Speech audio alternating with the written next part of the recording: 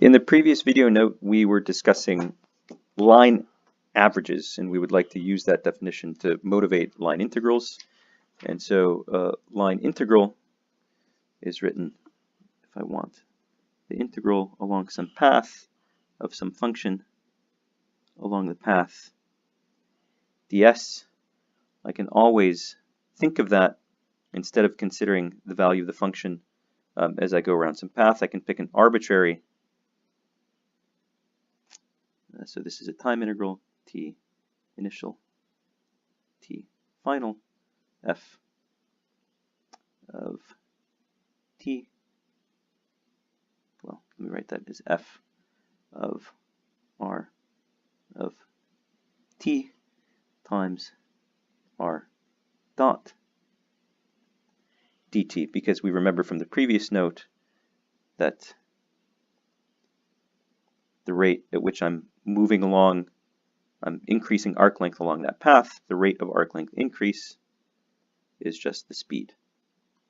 Okay, and so any trajectory I want that samples the path, I can put in any parameterization in terms of time, and as long as I multiply by the speed times dt, that gives me this little measure ds.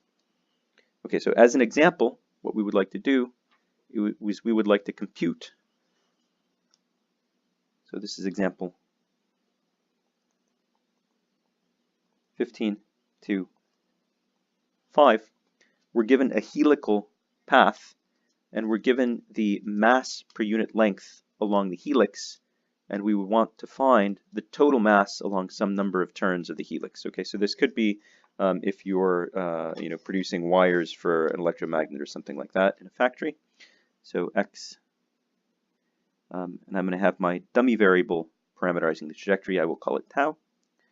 It's going to be a, which is just some constant, cos tau.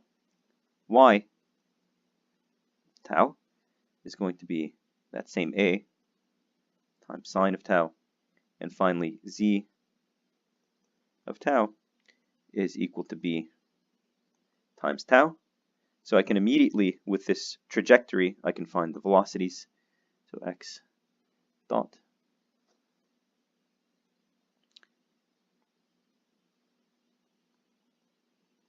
is going to be negative a times sine of tau. And here by dot, I mean a derivative with respect to tau.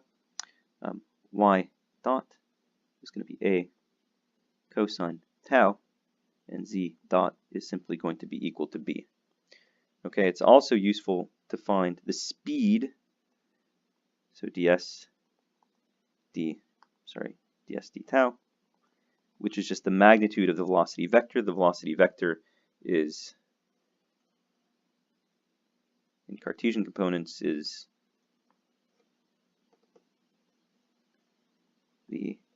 just x dot I hat plus y dot j hat plus z dot k hat. So the speed squared is just the sum of the squares of each of these three quantities, and then the speed is the square root of that. So this is equal to always square root of x dot squared plus y dot squared plus z dot squared, which is equal to, if I look at those first two terms, I have an a squared sine squared plus a squared cos squared plus b squared. So the sine squared and the cos squared go together, and so this is square root of a squared plus b squared. That's a constant. It actually doesn't depend on time. So we're going around this helix apparently with constant speed. So this trajectory describes something with constant speed.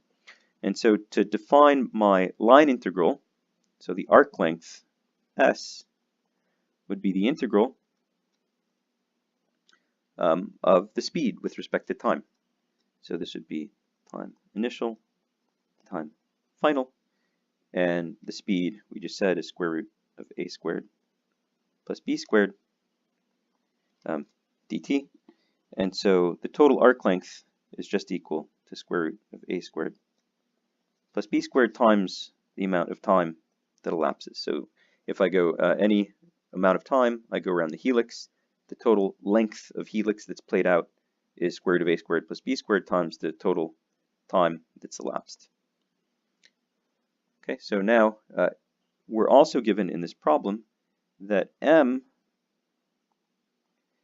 is the mass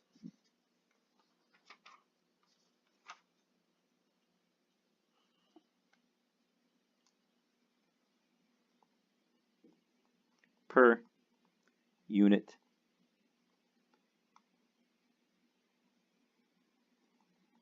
length. So if I write that in differential form, I'm sorry, sigma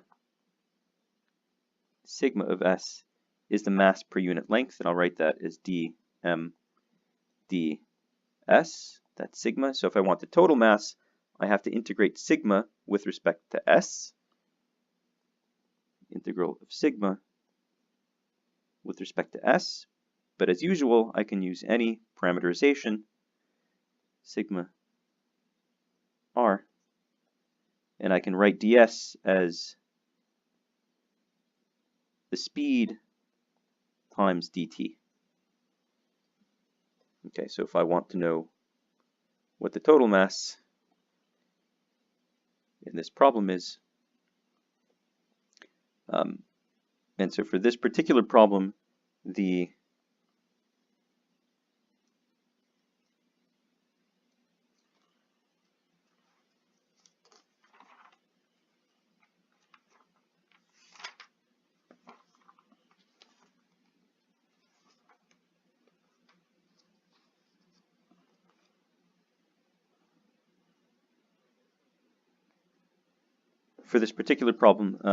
m is a constant.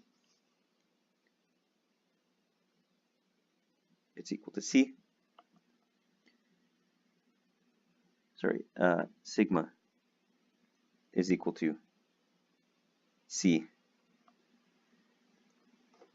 times tau. So they could have given us sigma as a function of s. In this particular problem, they give us sigma as a function of tau, and they also give us the parameterization there.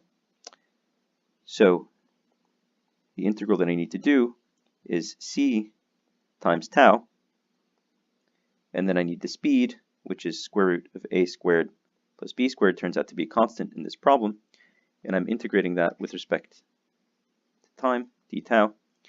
And in this particular problem, we want to go capital N turns, so time has to go from 0 to 2 pi times n, because when I go from 0 to 2 pi times n, we can see that I've gone around the helix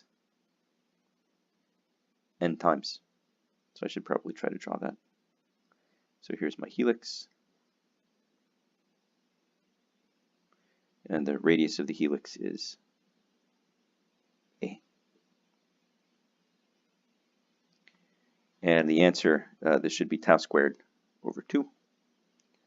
And so this is 2 pi n squared over 2 times c times square root of a squared plus b squared. So this is how we do a line integral, by picking an arbitrary trajectory and remembering that we need to multiply dt by the speed to get our little bit of arc length.